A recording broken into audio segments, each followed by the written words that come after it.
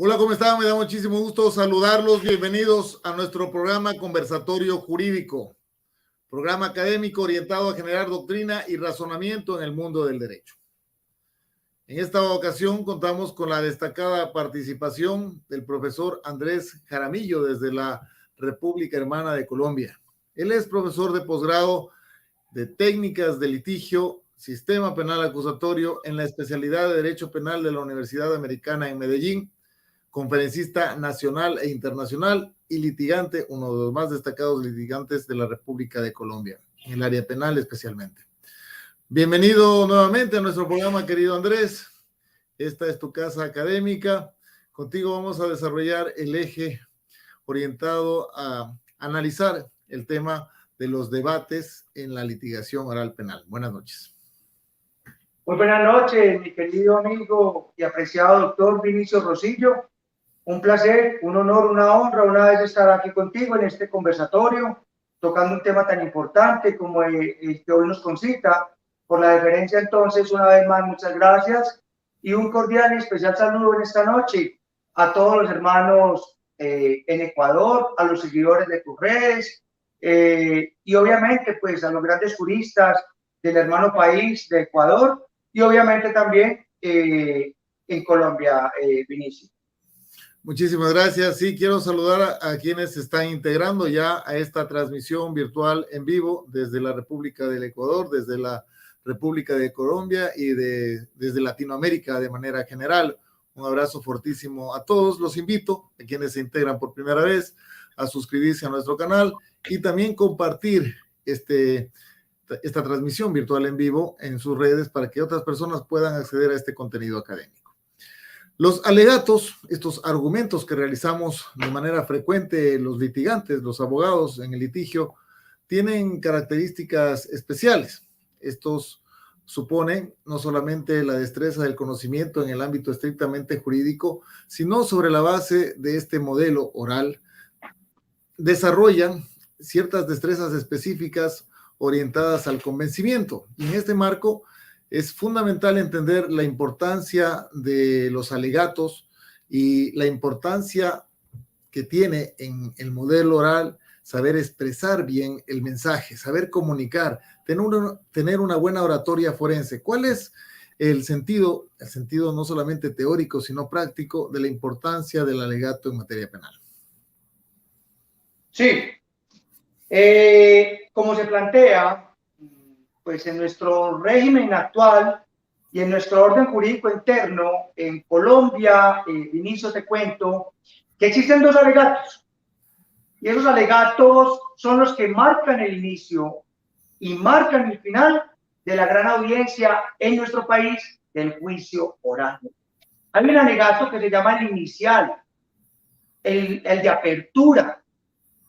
Y hay otro alegato que se llama el de cierre, clausura o conclusión. Entonces, en ese orden de ideas, ambos son definitivamente determinantes, contundentes y hay que planificarlos definitivamente muy bien. Ahora, si se quiere, ese alegato de apertura es de capital importancia porque, a no dudarlo, pues, si bien es cierto, quien ostenta la titularidad de la acción y la pretensión, que no es otro diferente al fiscal, en otros países lo llama el Ministerio Público, por ejemplo en Perú, en México, es obligatorio, por la potísima razón de que es el que definitivamente tiene que o está obligado a desvirtuar la presunción de inocencia y tiene la carga del apeo. Básicamente por esa razón tiene que alegar sí o sí de apertura, entre otras, pues porque ha demandado. ¿Y ha demandado ante quién? Ante el juez. Entonces, siempre, sí o sí, tiene que alegar de apertura. ¿Qué alega de apertura, mi querido amigo Vinicio? Una teoría del caso. Aquí es donde tratadistas nacionales e internacionales, o como el gran maestro Julio Fontanet Maldonado, trae algunos ejemplos de cuál es el alegato ideal de apertura. Entre ellos propone cosas bastante interesantes como decir que el alegato tiene que ser general, tiene que ser flexible, y en ello coinciden algunos tratadistas, de lo cual yo también propongo de pronto ahorita más adelante qué debe contener esa teoría del caso inicial.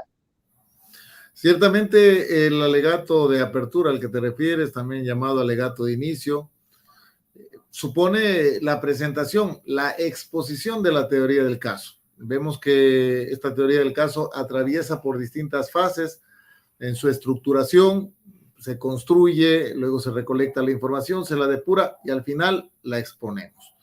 En esta exposición se plantea una promesa que debe cumplirse a lo largo del desarrollo del juicio, pero ¿cuál es el contenido fundamental que de manera persuasiva debe determinar este alegato inicial? Porque debemos recordar que en el modelo oral los jueces se enteran, conocen del caso, me refiero a los jueces de sentencia, a través de la voz de los litigantes en el ejercicio dispositivo. Siendo así, entonces sí resulta importante que se plantee bien el tema, que se venda bien la idea, me refiero en el ámbito de la litigación específicamente, a transmitir bien ese mensaje al juez para poder cautivar su atención. ¿Cuál es el parámetro técnico que se debe observar aquí? Simple. Antes de llegar al alegato de apertura, para darle una noción vacilar y mínima al juez, inexorablemente, si se quiere, para el Estado, debe hilar muy delgado porque ese va a ser el referente o la bitácora para poder enmarcar una sentencia. Es decir, va a ser el referente para el juez en principio de ese alegato. ¿A qué voy en principio? Tenemos que, para poder honrar el principio de congruencia, para llegar al alegato, tiene que haber plena coincidencia con lo que se imputa, con lo que se acusa y con lo que se alega de apertura. Esto para el Estado, esto para los fiscales, esto para el Ministerio Público en otros países. Entonces, en ese orden de ideas, para guardar esa congruencia fáctica, y como en Colombia una sentencia no de ayer, es la sentencia de nuestra Corte Constitucional la 025 del 2010, se dice que debe que gravitar en tres vértices: en los hechos o en los supuestos fácticos, en el derecho sustancial y en lo probatorio. Son esos tres aspectos en los que aquel que alegue, obligatorio para la fiscalía, discrecional o facultativo para el abogado litigante, si lo quiere hacer bien, si no también. Esto a luces del artículo 367 y 397 y 371 del Código de Procedimiento Penal. 367 y 371. Es decir, si en mí está alegar o no, pero como lo dice un gran jurista a quien admiro y respeto, José Abad Zuleta Cano, en alguna conferencia dijo: es que el que pega primero pega dos veces. No podemos dejar que el juez tenga la historia solo del fiscal. La defensa debe también en su momento presentar o teoría del caso o mínimamente alegar. Pienso que así debiera ser.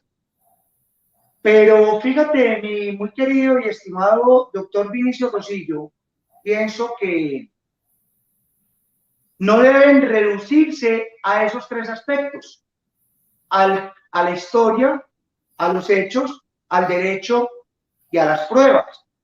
Yo pienso que los alegatos deben tener también otros tres componentes, los añado, porque si nos atenemos a lo que dice Raúl Cardona Lozano o Julio Fontanet Maldonado, que hablan sobre esos mismos vértices, yo incluiría promesas, pretensiones y un título que rotule mi teoría del caso. Exactamente en ese aspecto, el último que acabas de referir, en el derecho anglosajón, en el ámbito de la litigación especialmente norteamericana, se refieren al tema. al tema para poder enfocar un gancho inicial al juez para que pueda entender el resumen de lo que vamos a plantear. Y sobre este aspecto específico, ¿cómo estructurarías tú el tema de manera adecuada para que sea más impactante al momento de iniciar nuestro alegato? Eso es un aspecto. El otro que me parece muy interesante es el que acabas de referir en torno a la posibilidad de presentar o no desde la defensa, por cierto, un alegato de apertura para exponer la teoría del caso. Yo coincido contigo en el sentido de que se debe plantear la postura, el punto de vista, la teoría del caso de la defensa, especialmente cuando estamos en el ejercicio de una defensa proactiva, es decir, confrontación de teorías del caso.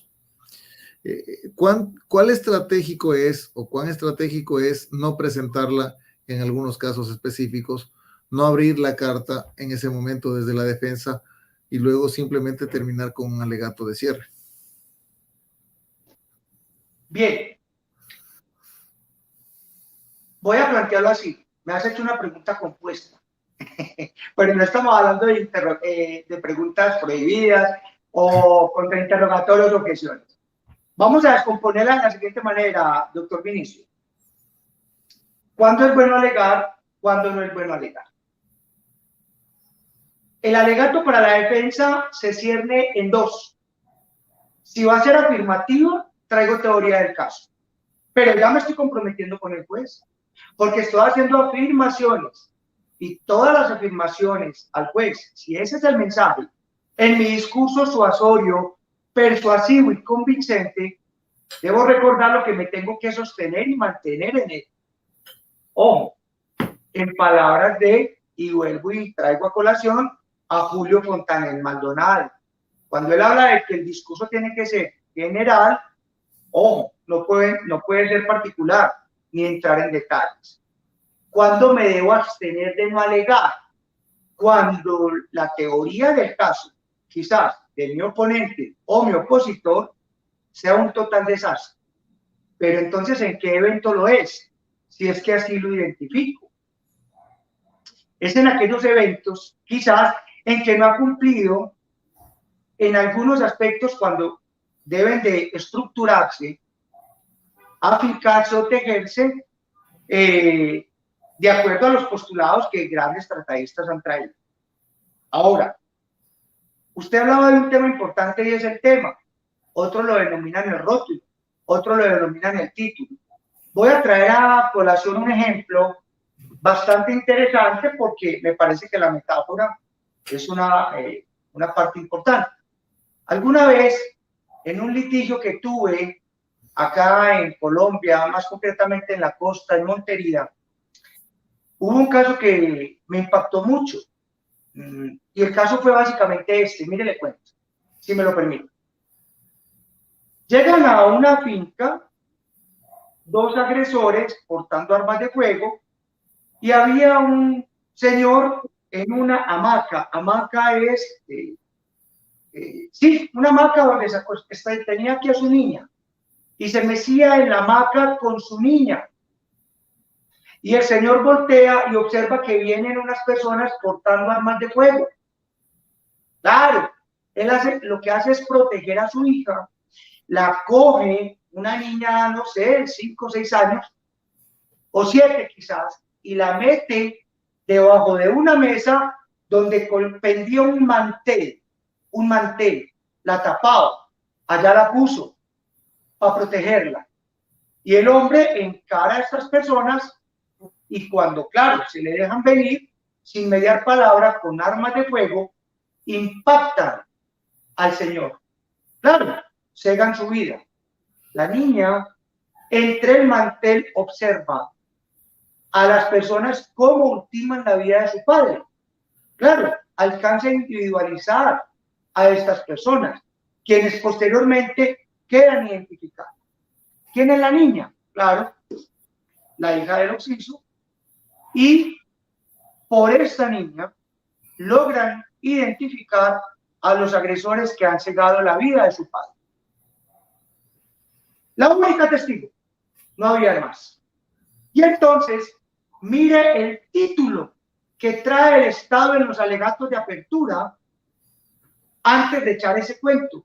Sintético, sencillo, que así debe ser.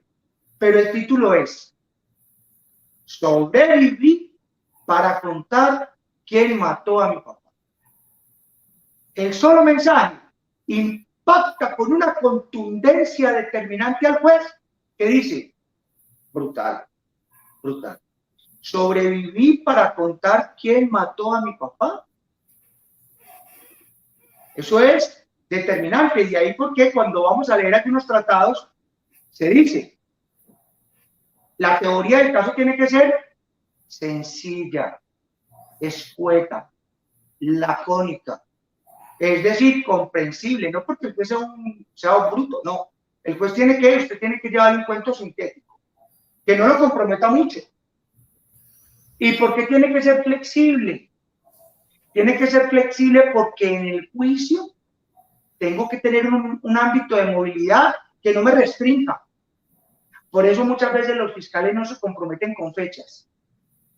Aunque las circunstancias tienen que ser espaciales, temporales y modales, tengo que tener un ámbito de movilidad, de flexibilidad. Entonces, miren lo importante del tema, mi querido maestro Vinicio. Impactante, de verdad, el caso que acabas de comentar en cuanto al planteamiento del tema. Ahora bien, el presupuesto fáctico, que es otro de los componentes de este alegato de apertura, tiene mucho que ver conforme se ha estructurado la teoría del caso, es decir, estructurar adecuadamente esta hipótesis. ¿Cuáles son los aspectos principales del componente fáctico del alegato de apertura? En efecto, cuando la indagación y la investigación comienzan, para poder estructurar los aspectos fácticos, hay que empezar a responderse a unas preguntas universales que responden al qué, cómo, cuándo, dónde, quién y por qué. Y entonces es ahí cuando, con base en una investigación, empecemos a estructurar esas circunstancias para poder construir un qué, unos hechos jurídicamente relevantes. ¿Qué significa eso? Que le interesen al derecho penal. Por eso, tengo que sustraer del supuesto derecho de la norma jurídica, es decir, lo que el jurista argentino Carlos Cosio llama la perinorma, lo que reprocha la norma sustancial penal, que no es otra cosa que el tipo penal. Y empiezo a construir un silogismo que en abstracto debe traerle al juez ya una hipótesis. Pero esas hipótesis, querido maestro Vinicio, tienen que estar ya decantadas.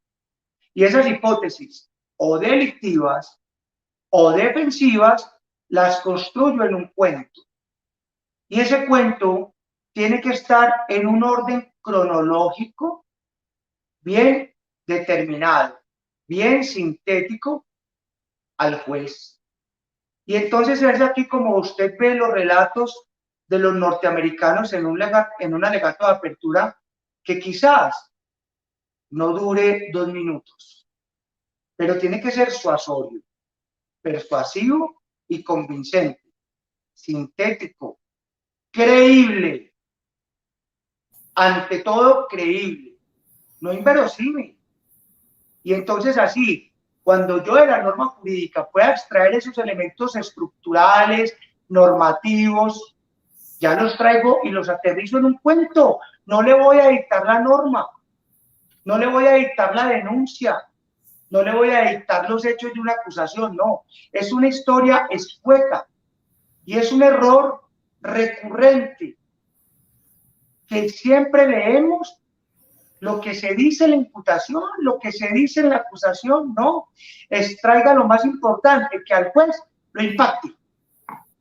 Las palabras del occiso antes de que lo mataran, cuando suplicaba por su vida.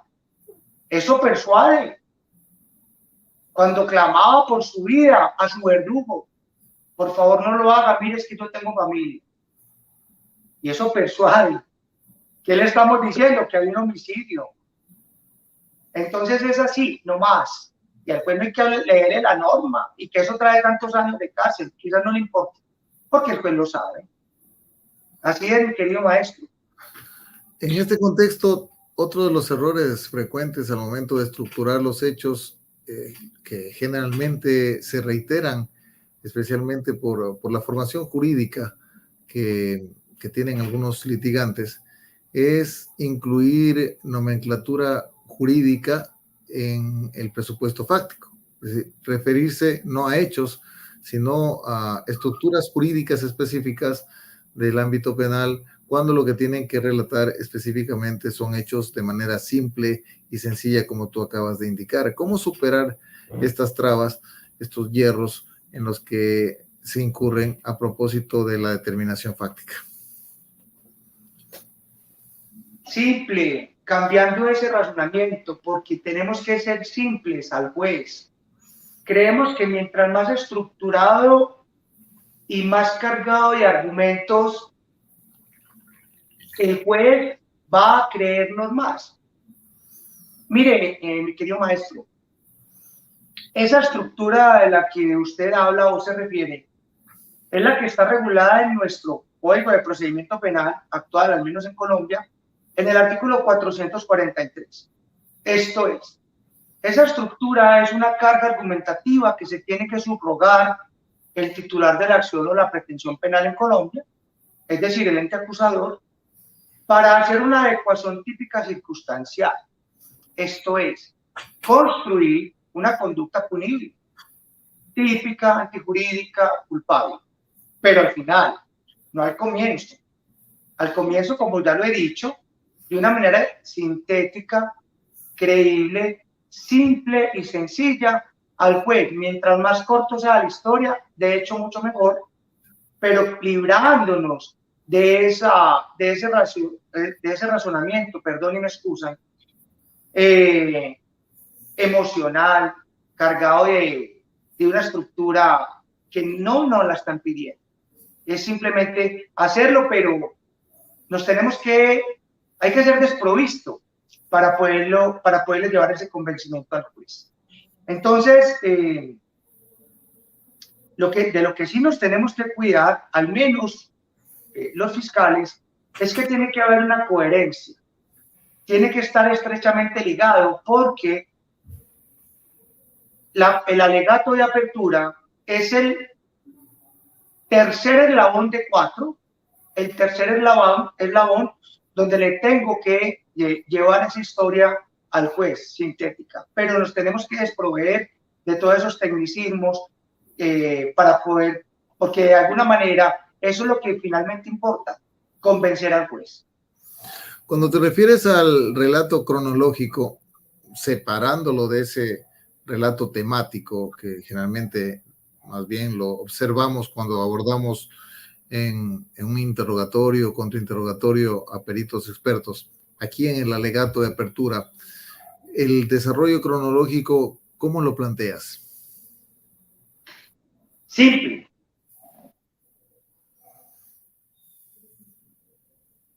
Hay un momento cúspide que es el hecho concomitante o actual en el que se consuma la conducta punible. A no dudarlo, hay eventos o circunstancias anteriores y posteriores al hecho actual o relevante. Hay que concitar, traer, robar, y excúseme en el término, la atención del juez. Pero, insisto, centrarlo en el hecho vacilar o más importante de la consumación de esa conducta punible, al menos para el que le interesa demostrar la conducta punible. Pero el momento importante es centrarnos ahí, no en otros factores que puedan distraer la atención del juez. Entonces, el momento cronológico es que antes de la consumación del hecho o posterior a la consumación del hecho, hay momentos que quizás no le interesen al juez. Entonces es en ese punto en el que nos tenemos que centrar. Si en el ejemplo más importante es un homicidio, yo tengo que centrarme en el momento en el que se cega la vida del occiso o del octavo. Pero si para la defensa es acreditar que no estaba en el teatro de los acontecimientos, yo tengo que centrar la memoria del juez en que esa persona no estaba ahí y que estaba en otro lugar. Pero esa será la carga argumentativa, suasoria, persuasiva y de convicción de poderlo llevar a ese momento que es totalmente diferente. Entonces, esa es la importancia de traer la atención del juez. La cronología tiene que empezar y tiene que tener una historia. ¿Dónde comienza? ¿Dónde transcurre? ¿Dónde termina? Pero en un orden lógico. Yo no lo puedo llevar al momento o a un momento posterior. Entonces tengo que empezar a contar la historia. Ahora, hay unos fines, hay unos móviles o hay unas hipótesis alternativas. ¿O qué pudo haber pasado antes? Señor juez, este homicidio se presentó por un ajuste de cuentas. Señor juez, este homicidio comienza porque definitivamente se quería la herencia. Pero no es bueno empezar a contar cuál era el patrimonio del occiso. Esto es una situación circunstancial y accesoria diferente a por qué murió esa persona. Ahora, recordemos que en nuestros tribunales, en nuestros escenarios de audiencia, contamos con tribunales profesionales, con jueces profesionales, con abogados que cumplen su rol de juez en modelos distintos, como por ejemplo en el modelo que se trabaja por jurados. Tenemos a jueces no profesionales, son ciudadanos que van a tomar una decisión. La importancia del contenido fáctico o cómo se lo presenta se traduce también en expresarlo o saber expresarlo para poder cautivar con esa historia desde un inicio. Es decir, no solamente importa lo que decimos, sino cómo lo decimos. ¿Cuál es la relevancia de impactar con este presupuesto fáctico en ese contexto en el que tenemos jueces profesionales que convencer? Es decir, nosotros tenemos que determinar que, como tú bien anotaste de manera inicial, existen 3 ejes importantes en el alegato de apertura: el fáctico, el jurídico y el probatorio, siendo los otros 2 más alejados de esta parte emotiva, de esta parte más humana. En el campo específico de lo fáctico, cuán importante es realizarlo de una forma que el juez sienta ese lado humano del caso. Como el juez es técnico, el juez es experto, el juez es una persona que tiene un conocimiento estructurado en lo jurídico, no deja de ser una persona. El juez es emotivo, al margen de que me juzgue el pueblo, que sea otro como yo o igual. Por eso es que cuando el orador o el litigante se arrima a donde está el jurado de conciencia, es ahí donde le mueve un pálpito, le mueve las fibras más íntimas del corazón. En Estados Unidos hay mucho racismo y entonces de ello se vale o se sirve el jurista porque lo quiere convencer. Y claro, lo probatorio o lo jurídico nunca lo utilizan porque no citan el precedente judicial, no citan la norma, no citan las pruebas. No, le echan, es una historia, un cuento que los pueda convencer. Por eso ellos examinan ex ante al jurado, porque ellos van a decir. En nada cambia nuestra realidad jurídica, profesor Vinicio, porque el juez también es de sentimientos. ¿Usted cómo le alegaría a una jueza por un delito de violencia intrafamiliar o una niña o una mujer que fue abusada, ultrajada maltratada o violada. Hay solidaridad de género. ¿Cómo le hablaría uno a una jueza? Es complejo, es difícil, pero hay que mirar cómo se estructura el argumento. Pero en esencia, el argumento fáctico es indispensable. Ahora, hay un tema que no has tocado, no sé si lo vas a tocar en esta charla, me adelanto a hacerlo, y es que hay litigantes muy habilidosos. Eso se llama lealtad.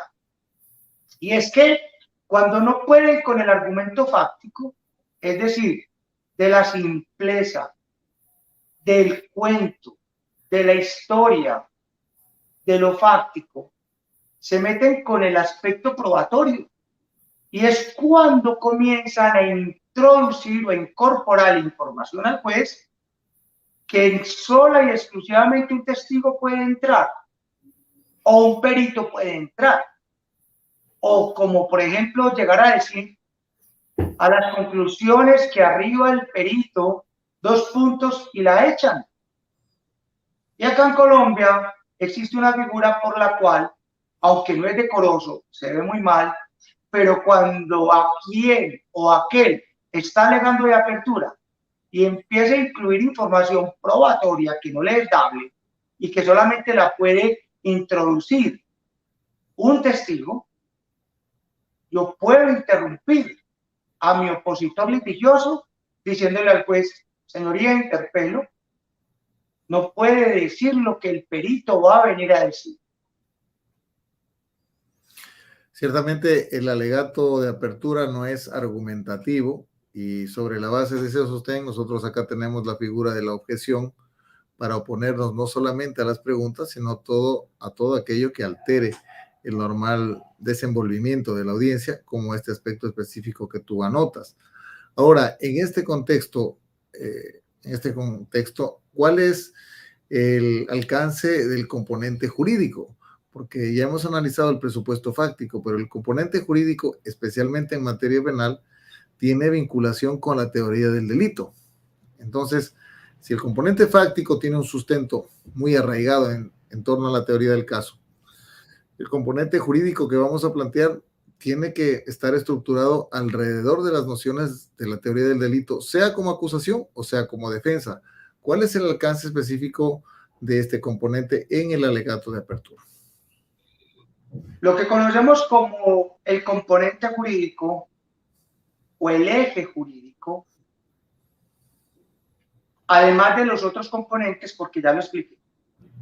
Tú coges cualquier tratado de teoría general del proceso o técnicas de litigación oral, la mayoría de tratadistas centran su argumento en 3 componentes: fáctico, jurídico y probatorio. Yo incluyo otros 3, ya lo expliqué: el temático o el rótulo, las promesas y las pretensiones. ¿Por qué los traigo a colación y lo creo pertinente? Porque el componente jurídico va estrechamente ligado a la pretensión o a la excepción. Y él, a no dudarlo, es inescindible y está estrechamente ligado al componente fáctico. Porque a no dudarlo, cualquier tipo penal o delito trae un supuesto normativo o un supuesto de hecho que trae inescindiblemente lo que se conoce en la teoría general del delito o en la dogmática jurídico-penal, unos elementos normativos o unos elementos estructurales que pueden ir inmersos a unos verbos rectos. Entonces, de ahí que esa carga o ese argumento para poderlo estructurar es que es ese ejercicio mental que tenemos que hacer para poder hacer una simbiosis o un silogismo jurídico de acuerdo a esa historia o de acuerdo a ese hecho. Entonces, es anticiparme a hacer una estructuración de por qué la conducta es típica, antijurídica y culpable, con base en unos elementos objetivos, con base en unos elementos subjetivos, con base en una antijuridicidad formal, en una antijuridicidad material o en unos elementos subjetivos o en un juicio de reproche o en una imputabilidad. Entonces, de acuerdo a la estrategia, me tengo que anticipar al juez a decirle, ya, de acuerdo a unos supuestos o a unos componentes normativos, tengo que estructurar y después de decirle al juez, mire, esta historia que ocurrió, donde Pedro cega la vida de Juan, no es otra cosa, señor juez, que un homicidio. Sin decirle el artículo, sin leer el artículo, porque nada más farragoso, cansón y fastidioso que leer la norma al juez, él ya la conoce. Pero ese es el componente estrictamente normativo. Y aquí hay una cuestión, mi muy querido y estimado y apreciado profesor Vinicio. Creemos que el elemento componente normativo es el tipo penal que se reprocha, ¿no? Es a no dudarlo, los tratados internacionales. Es a no dudarlo la jurisprudencia o precedente judicial de cada país. Y ahí es donde está efectivamente un elemento normativo. Pero le es dable al litigante citar la jurisprudencia, leerla, no para absolutamente nada.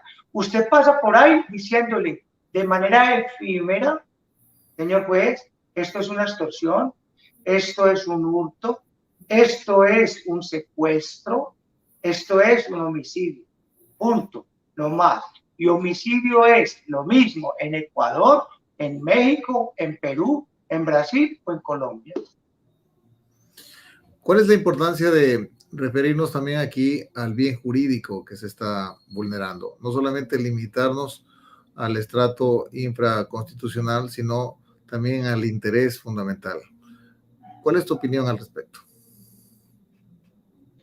El bien jurídico es determinante, pero no deja más de ser un elemento objetivo del tipo.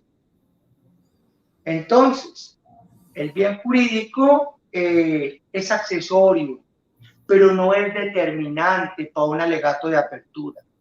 Quizás tal vez para aquellos delitos que atenten contra el patrimonio económico, o también hay bienes tan preciados como la vida, pero no es determinante o concluyente para un alegato de apertura. Ahora bien, en cuanto al presupuesto probatorio que tú acabas de referir, hay que tratarlo con especial interés, dado que, como indicaste anteriormente, no se puede argumentar sobre prueba que todavía no ha sido practicada. Entonces, ¿cuál es específicamente la estrategia aquí para poder plantear esta referencia probatoria en el alegato de apertura? El componente probatorio, a no dudarlo, como medios de conocimiento, en aras de abordarlo en los alegatos de apertura, como ya lo expliqué, la bitácora o el referente que se le dirige al juez para que enmarque su sentencia jurisdiccional, es tan efímero como el componente jurídico o normativo, Vinicio. ¿Por qué? Porque lo que uno hace con los medios de conocimiento es decirle al juez, su señoría Pedro Pérez, con respecto a las circunstancias modales o temporales, con total nitidez le va a venir a decir a usted cómo ocurrió el deceso de Eloy Oxiso, la forma tan vil, cruel, como le han cegado su vida. Porque con alevosía y sevicia, por motivos abyectos y fútiles, el acusado ha cegado la vida y él, de una manera directa, porque es un testigo circunstancial de hechos concomitantes, sin hesitación alguna le va a decir cómo lo mató. El informe forense dará cuenta de la forma violenta en cómo murió la víctima directa de ese suceso. Señor juez, hay prueba pericial de sobra que va a dar cuenta de esta situación. Los informes ejecutivos de policía judicial, que no son otros de acreditación, van a dar cuenta del levantamiento del cadáver en el lugar de los hechos, señor juez. Señor juez, Entonces, testigos indirectos van a decir por qué esta persona perdió su vida y cuáles fueron los motivos de este vil asesinato que nunca debió haber ocurrido, reprochable por demás. Entonces, es así más o menos como se va estructurando. De manera tangencial, yo traigo a colación prueba pericial, prueba testimonial. Simplemente refiriendo a aspectos generales, ¿no? No más. Para no incurrir en el efecto argumentativo. Falacias argumentativas que pueden contaminar la mente del juez y que no le dan. Ahora bien, cuando tú te refieres a las promesas, a este componente que tú estás incluyendo también ahí en el alegato de apertura, ¿a qué te refieres concretamente? A lo que algunos trataístas llaman contundencia y verosimilitud de mi argumento. La promesa es generar seguridad y confianza en el juez. El litigante debe llevar una sola teoría del caso, no dos, porque si lleva más de dos, lleva otra teoría del caso, eso denota inseguridad. Uno no puede ir al juicio a dar bandazos, no puede ir a un juicio a dar costalazos, señor juez, vengo a probar esto, pero si no pasa esto, entonces esto. No, cállese con una idea, aférrese a una hipótesis, aférrese a una teoría, afiánzese en ella, lleve prueba frente a ella, no más. Entonces, cuando hablo de las promesas, es que tengo que estar tan seguro de mi caso, si es que lo voy a alegar, que usted tiene que rematar su alegato de apertura diciéndole, señor juez, lo llevaré al total convencimiento más allá de duda que el hecho ocurrió. Señor juez, lo voy a llevar allá más allá de duda de que el hecho no ocurrió.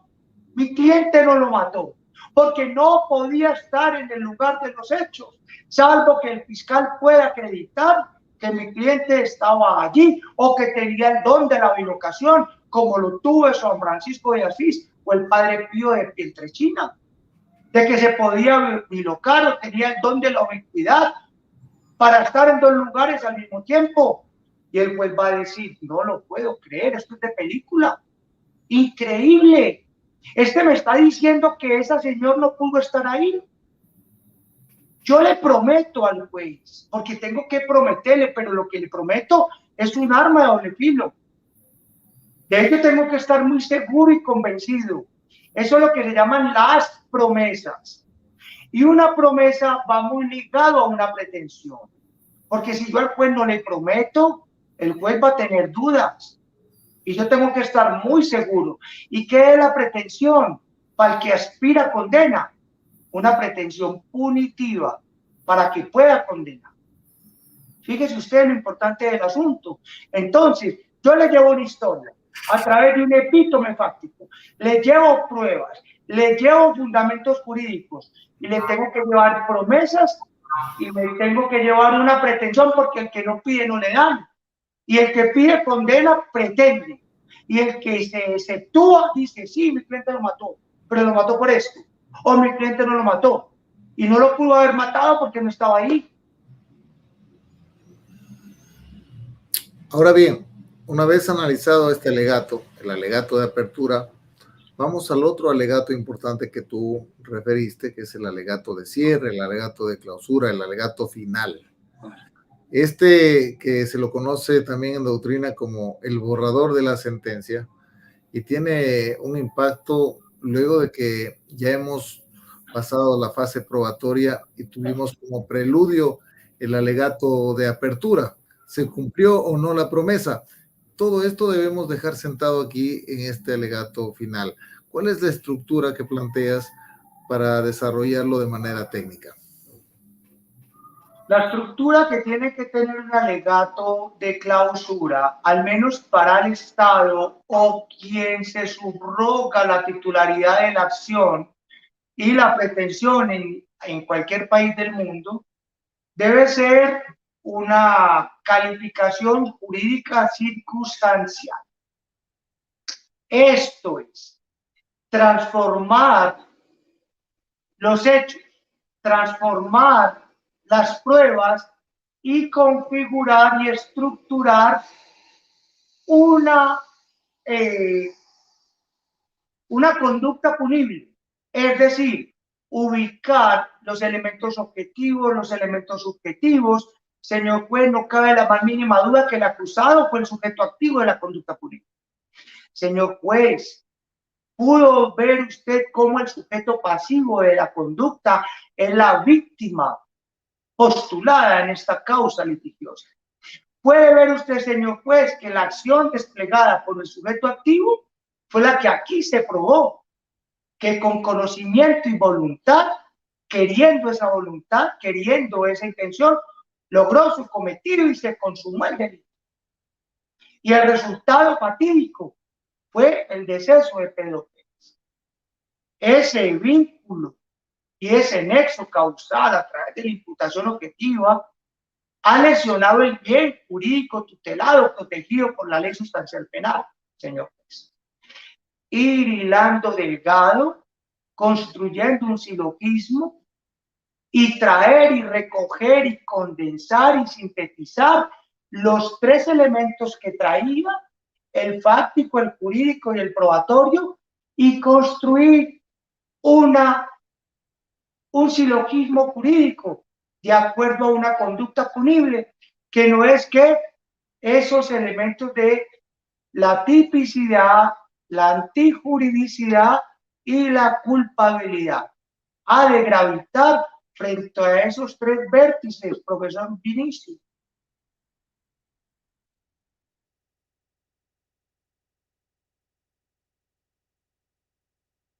¿Me escucha? Quiero agradecer la masiva participación de nuestra audiencia en este programa de conversatorio jurídico. Invitarlos a quienes están conectándose por primera vez a suscribirse al canal y compartir esta transmisión virtual en vivo en sus redes para que otras personas puedan acceder a este contenido valioso en el ámbito académico. Llevamos nuestro programa ya más de 3 años con transmisión ininterrumpida en vivo y todo el contenido de nuestras transmisiones está en el canal de YouTube Vinicio Rosillo. Los invito a que accedan a ese material. Inclusive contamos con otros conversatorios realizados con el profesor Andrés Jaramillo, que fue uno de los primeros participantes hace más de 2 años en nuestro programa Conversatorio Jurídico. Ahora bien, estructurándose el alegato final, por lo general, casi siempre, y esto especialmente desde la perspectiva de la defensa, se suele tener la tendencia a realizar un análisis de la prueba del contrario, de la prueba del fiscal, dejando de lado el análisis de sus propias fortalezas.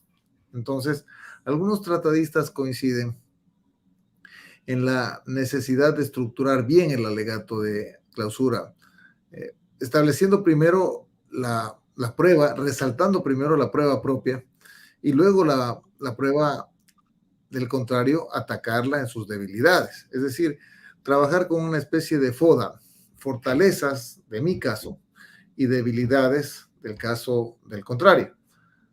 ¿Cómo estructuras de manera adecuada, paso a paso, la intervención en este alegato de clausura desde la perspectiva tanto de la acusación como de la defensa para que sea un enfoque técnico?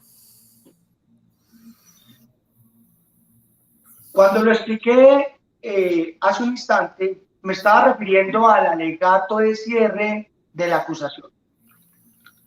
Porque nuestro código así lo regula en la medida de que es obligatorio para el Estado alegar.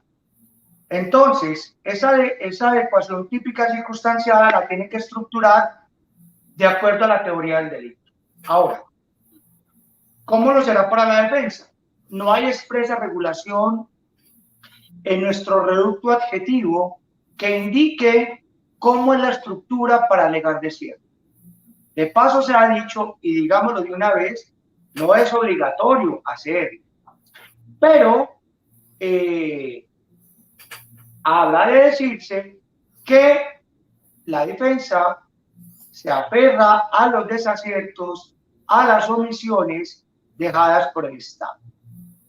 Y ahí porque, recogiendo nuevamente las palabras del profesor Fontanes Maldonado, y él explica que sea flexible, que no sea rígido el alegato de apertura, que sea general y que no sea concreto o detallado, justamente para que cuando alegamos de cierre tengamos un margen de movilidad, por si cambia alguna circunstancia que se genere un improviso. ¿Qué puede ocurrir? Que se pueden dar variaciones y de ahí que se le permita a la defensa cuestionar aquello que que prometió y no logró, o que raye con la pretensión. Hay algunos delitos de mayor o menor envergadura que, de acuerdo al núcleo fáctico, quizás no le permitan variarlo por aquello de la congruencia procesal. Pero entonces, a no dudarlo, ¿cuáles son las fortalezas? ¿Cuáles son las debilidades? ¿Y cuáles son esas oportunidades para poder alegar? Por eso hay que alegar de apertura y hay que alegar de cierre, porque el juez sobre ello va a trabajar. Y a no dudarlo, se puede desdibujar, porque todo el trabajo del Estado es construir, edificar, construir, edificar. Para la defensa quizás es derrumbar, salvo que lleve defensas afirmativas o defensas basadas en aciertos, si alego de apertura, a través de una teoría del caso. Porque si alego de apertura a través de una teoría del caso, me tengo que sostener en ella y tengo que edificar y construir también, de acuerdo a la teoría del delito y a la dogmática jurídico-penal y a la filosofía del derecho, construir una norma o hacer un silogismo jurídico como lo tendría que hacer la Fiscalía. Pero es la oportunidad justamente para enaltecer, digámoslo así, todo aquello que me favorece de acuerdo a lo probado. Y hay cosas que no me van a favorecer, obviamente. Tengo que omitirlas, callarlas o justificar. ¿Qué es justificar? De acuerdo a la norma, de acuerdo a la jurisprudencia o de acuerdo a los desaciertos. Es decir, porque puede fallar un testigo, a la pasada memoria, o una contradicción del mismo testigo o entre dos testigos. Decir, no es una contradicción, señor juez, es simplemente la forma en cómo vieron de acuerdo a su perspectiva las cosas. O que de acuerdo a las palabras no necesariamente tienen que coincidir. Y entonces es tratar de justificar. Hoy en clase a mis estudiantes les hablaba quizás de que un escenario importantísimo para enervar a un testigo o desacreditar o impugnar la credibilidad eran los alegatos de cierre y no justamente en el contrainterrogatorio. Y en los alegatos de clausura se puede enervar, impugnar credibilidad en los testigos de cargos o de descargos. Una maravillosa y grandiosa oportunidad que muchos juristas deben de tener en cuenta. Ahora bien, debemos recordar que el alegato de clausura, el alegato de cierre, este alegato final que estamos analizando, llega luego de que hemos superado la fase probatoria y el juez generalmente a este instante, en el alegato de clausura, cuando se va a desarrollar, ya tiene un criterio porque pudo presenciar toda la prueba.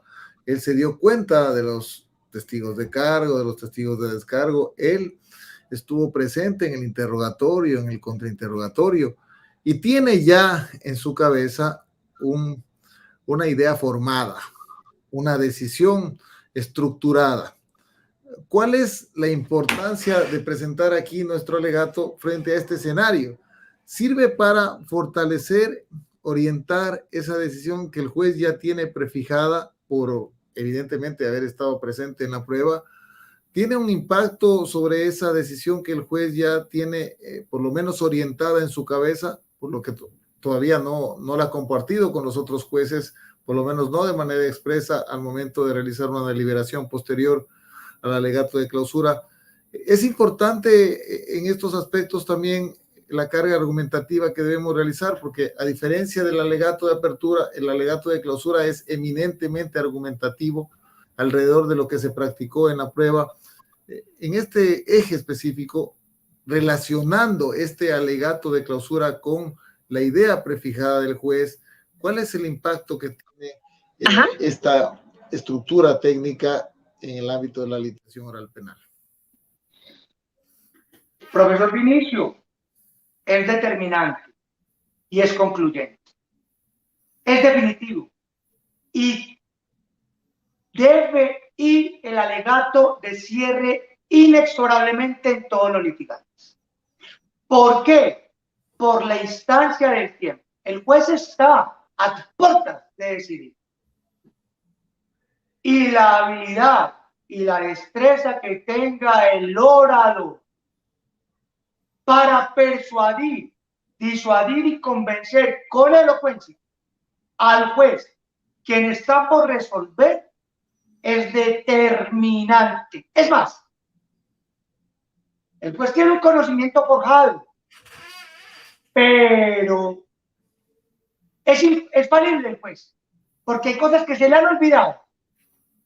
Y usted le tiene que recordar con determinación, firmeza y seguridad todos aquellos momentos de relevancia, de importancia al juez, de acuerdo a su caso, de acuerdo a su estrategia, de acuerdo a su hipótesis, diciéndole, recuérdelo, señor juez, como si fuera ayer, cuando el testigo pasó y le dijo tal situación. Y quizás hay jueces que cambien de parecer o pensar, porque es el último momento en el que el juez puede, inclusive, teniendo ya un caso definitivamente marcado, cambiar de opinión. Y ha pasado. Y ha pasado. No te lo va a decir un juez en una audiencia, obvio que no. Porque sería muy suspicaz. Pero en otros escenarios, tomándonos un café, un tinto, jueces me lo han dicho. En medio de la amistad, compañeros, amigos. Y es determinante, porque es un discurso, y siempre lo he dicho, se tiene que mantener siempre que haya un alegato, en los de apertura o en los de clausura, y siempre aferrados a ese argumento. Y recordemos que en el derecho no hay verdades inacabadas. Hay que ser muy persuasivos y muy convincentes y seguros de nuestro caso, nunca desfallecer. Se suele manifestar que el alegato de clausura es la parte en donde armamos el rompecabezas, ¿no? Juntamos todas las piezas y formamos el puzzle, ¿no? Hacemos el rompecabezas. Damos la imagen completa de lo que cada una de esas piezas quiso decir. Ahora bien, otro de los hierros muy comunes al momento de realizar el alegato de clausura es comenzar a relatar lo que se aportó en el eje probatorio de una manera de lista de supermercado, para ponerlo más claro a nuestra audiencia, ¿no? Primero pasó el testigo 1 que dijo esto, segundo pasó el testigo 2 que dijo esto, tercero el testigo 3. Es decir, no le damos un relato armónico, una imagen que permita al juez advertir toda la historia de acuerdo a una fluidez en el andamiaje de esta prueba. Lo que nos dedicamos, sí, desde el punto de vista que acabo de indicar, sin un ejercicio técnico, a simplemente relatar en un orden específico que pasaron o comparecieron esos testigos y declararon tal o cual aspecto, lo cual ciertamente no impacta, ¿no? ¿Cuál es la estructura entonces respecto a este esquema que acabo de indicar sin ningún bagaje técnico y a la necesidad de utilizar de manera fluida los aspectos que se vieron en el eje probatorio para poderlo presentar al juez como una imagen contundente? Es muy simple. Es como un sedazo, es como un colador. Simplemente tiene que quedar el zumo o lo que realmente importa, al margen, independientemente que lo debatido probatoriamente en instancias del juicio haya sido cualquier cantidad de cosas. Por eso, el proceso se sintetiza en lo que realmente importa de acuerdo a lo probado o demostrado. Cada quien tiene su hipótesis, pero farragoso se torna, por no decir que tedioso, traer a colación nuevamente cosas que no tienen que ver con el alegato de cierre. De hecho, hay quienes vuelven y cuentan la historia, hay quienes vuelven y basan su argumento basado en la especulación, en los supuestos, y esos factores distraen la mente de ellos. Vemos cómo los grandes juristas, los grandes litigantes, en 15 minutos hacen un alegato de cierre. Y si desfilaron por el estrado judicial 30 o 40 testigos, dicen, Pedro dijo esto, se probó aquello, se trajo aquello, conclusión, señor juez, tenemos esto y de acuerdo a la norma es esto. Absuélvase, condénese. Pero así como es sencillo el alegato de apertura, así sencillo debe ser el alegato de cierre. Eso da seguridad, eso da contundencia. A viva voz y en entonado acento, mirando al juez. Ahora bien, en la parte final ya de nuestro conversatorio, respecto a este tema del alegato de clausura, ¿cuál es la importancia de utilizar material de apoyo para poder realizar nuestra argumentación? Sobre la base del principio de libre argumentación prevista bajo el cobijo de la oralidad, se pueden utilizar recursos para realizar esta exposición. Muchas veces lo hacemos así, de manera oral, presentamos nuestro alegato, pero descuidamos la posibilidad de utilizar recursos tecnológicos, de utilizar proyecciones, de utilizar maquetas en casos específicos. Hay un interesante planteamiento que se hace en la película JFK, donde actúa Kevin Costner en el alegato de clausura como fiscal, y él utiliza recursos cuando utiliza la teoría o plantea la teoría de la bala mágica, del magic bullet. Entonces, ¿cuál es la importancia de utilizar estos recursos que permiten graficar de mejor manera nuestra intervención final, impactar? Una imagen vale más que 1000 palabras, se suele decir. Pues aquí es el momento de utilizar estos recursos. ¿Cuál es la importancia de utilizar estos mecanismos para lograr un convencimiento más efectivo? Le resta, en lo personal, para mí, no es más que un factor de distracción. Y eso no me parece a mí, digamos que disuasorio, porque en el discurso de la palabra es más eficaz, si se quiere, el alegato verbal. Es cierto, profesor Vinicio, que durante el debate hay documentos o prueba documental que impactan o pueden marcar al juez. Una escena del delito marca y es determinante y puede generar mucho impacto. Uno puede, al final, ya haciendo prueba y obrando como prueba en el expediente, simplemente volver a proyectar algo que ya se vio en el debate probatorio. Pero en lo personal, yo, respetando profundamente pues a quienes se quieran servir de medios, proyectar nuevamente un video, o hacer un organigrama, o hacer un marco conceptual, o hacer unos esquemas, o traer dibujos, no sé. Pienso que eso no atrae tanto al juez porque lo he visto basado en la experiencia. En mis años o en lo que llevo pues litigando, si lo he visto una o dos veces, no lo he visto tres veces, al menos acá en Colombia.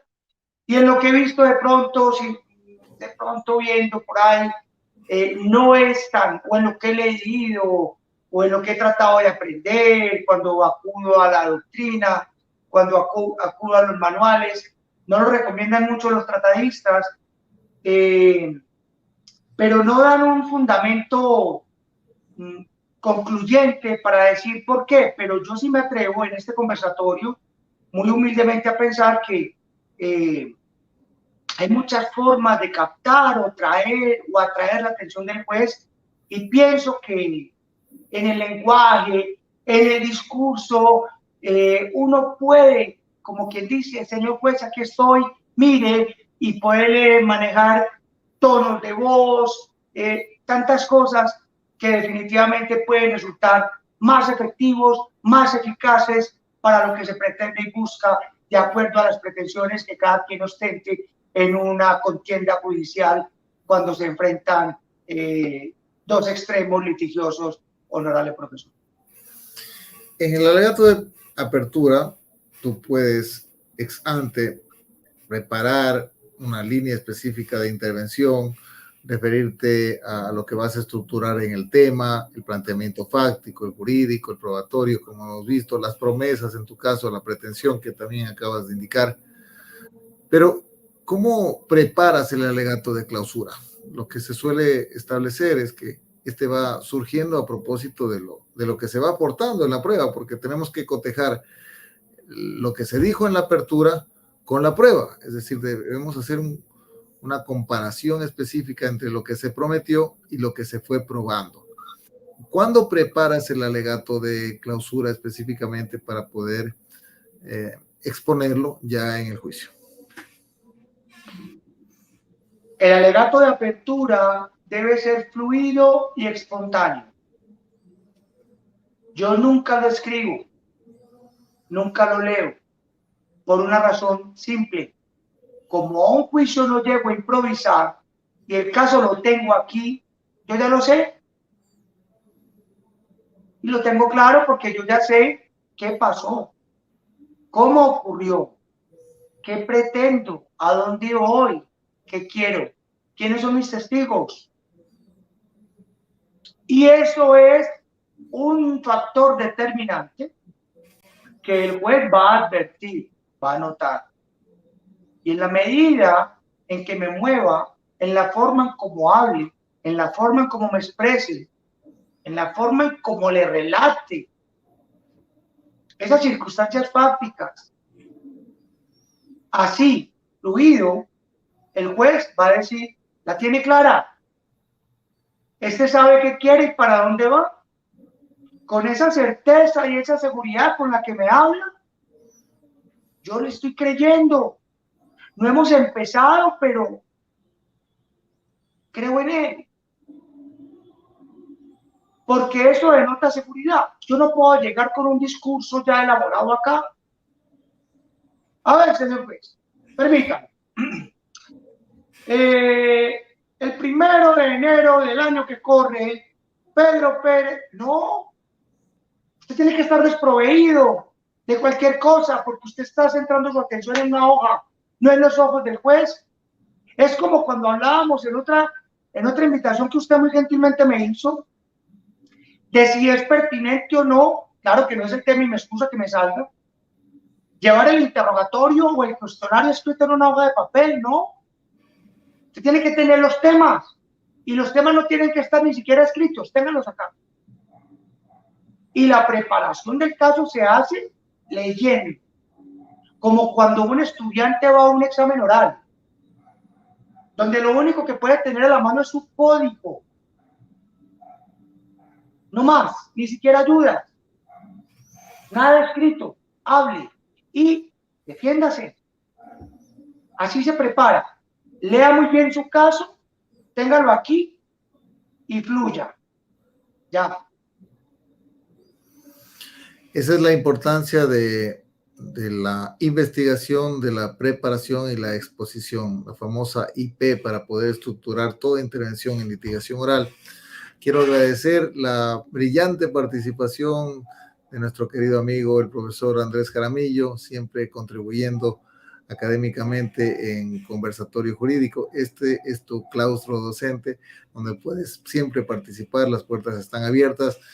Por tu intermedio, quiero agradecer también la participación de los hermanos colombianos que se han dado cita a nuestro conversatorio, también de la comunidad jurídica ecuatoriana que siempre está siguiendo nuestro conversatorio. Muchísimas gracias. Tus palabras finales, querido profesor Andrés Jaramillo. Dios lo bendiga. Muchas gracias una vez más, profesor Vinicio. Un abrazo fuerte a los hermanos ecuatorianos. Se les quiere mucho desde acá, desde Colombia. A todos los colombianos que también estuvieron presentes en este conversatorio tan ameno, tan provechoso, tan grandioso en su compañía, también con sus aportes a la academia. Profesor, lo felicito, muchas gracias y espero prontamente nuevamente estar con usted. Una vez más, Dios lo bendiga. Muchísimas gracias, saludos a Medellín, esa hermosa ciudad donde compartimos académicamente en su momento. Un abrazo a todos, espero que sigas generando siempre academia y volveremos a vernos en otro momento. Un abrazo muy fuerte. Muchas gracias a todos, queridos amigos, queridas amigas. Hasta pronto.